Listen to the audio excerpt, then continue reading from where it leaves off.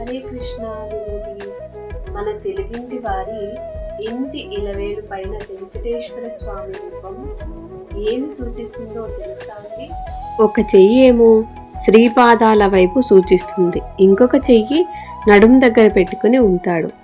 ఏంటి దీని అర్థం అంటే, మనందరికీ స్వామి చెప్తున్నాడండి, తన శ్రీపాదాలను శరణు వేడిన వారికి ఎంత పెద్ద ఘోరమైన సంసారమనే ఈ సముద్రం కేవలం నడుం వరకే వచ్చేస్తుందండి.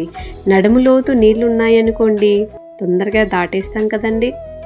సమాశ్రితాయే పదపల్లవప్లవం మహత్పాదం పుణ్య యశోమురారే భవాంబూదిర్వస్త పదం పరం పదం పదం పదం యద్విపదాం నదేశం అని శ్రీమద్ భాగవతంలో ఉందండి.